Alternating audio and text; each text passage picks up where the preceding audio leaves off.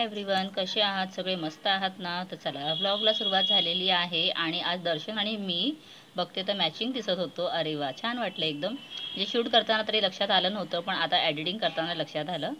So आता इथे मी चढलेली आहे काही साड्या पाहण्यासाठी, कारण मला आता बाहेर जायचं आहे. सो सकाळपासून क्लास वगैरे सगळा झालेला आणि इव्हनिंगमध्ये आता बाहेर निघायचं होतं. सो साडी नेसायची आहे, कारण माझ्या भावाच्या मुलाचं लग्न झालेलं आहे, गावी झालेलं, आणि म्हणून त्यांनी इथे रिसेप्शन पार्टी ठेवलेली होती. सो त्यासाठी मला आता निघायचं आहे. आणि आता साड्या काढायच्या होत्या ना, तर मला काही एवढं पोटलं वरतून काढायला जमलंच नाही, तर शेवटी दर्शनने हेल्प केली. आणि आता कोणती साडी नेसायची हा सगळ्यात मोठा प्रश्न. तर ही साडी जी आहे याच्यावरचा ब्लाऊज गावाहून शिवून मागवलेला आहे. तर सध्या मी माझे सगळे साड्यांच्यावरचे ब्लाऊज ना गावाहून मागितले, म्हणजे शिवून आणलेले आहेत नम्रताने. आणि ते पहा, फायनली साडी नेसून मस्त रेडी झालेली आहे. तर कसा हा माझा लुक वाटतोय मला कमेंट करून सांगा. आणि हो, मी गावाहून शिवून आणलेले ब्लाऊज तुम्हाला मी नंतर नक्कीच दाखवेन. तर चला आता मी आणि नम्रता आम्ही दोघीही चाललेलो आहोत. आणि पाऊस भरपूर होता, यासाठी म्हटलं की गाडी वगैरे नेण्यापेक्षा आपण ऑटोने जाऊया. आणि नेमकी ना ऑटोसुद्धा मिळाली. सो आम्ही निघालो आणि पाहताय सगळीकडे ना ओलसरच आहे. इवन आम्ही रिक्षात बसलेलो ना, तर रिक्षासुद्धा पूर्ण ओलीच होती. सो फायनली येऊन पोचलो, कारण गोरेगाव वेस्टमध्येच हा हॉल आहे, तिथेच जायचं होतं. आणि मस्त एकदम लाईट्स वगैरे होते ना, त्यामुळे खूप छान वाटत होतं. तर हा पहा टिनटिन, आणि ह्याची मी अशी तर आजीच लागते, कारण हा माझ्या भावाचा नातू आहे. आणि इथे आता अक्का पण आलेली आहे आणि दीप्ती.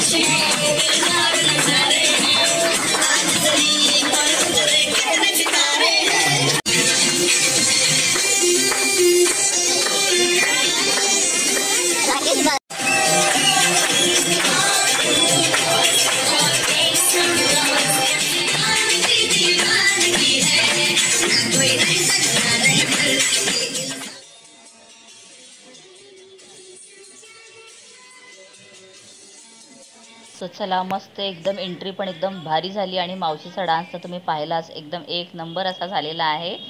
आणि त्यानंतर चला आता जेवण वगैरे पण झालेलं, आमचं निघायची तयारी होती. आणि ते माझा भाऊ आहे तो आलेला होता, आई पण आहे. तर सगळे भेटलेले इथे, मजा मस्त सगळ्यांबरोबर बसलो, जेवलो वगैरे, एन्जॉय केला. आणि इथे आमच्या घरातले सगळे मंडळी, आमची शोभा अक्का कोणत्याही कामांमध्ये आमच्याबरोबर नेहमी पुढे असते.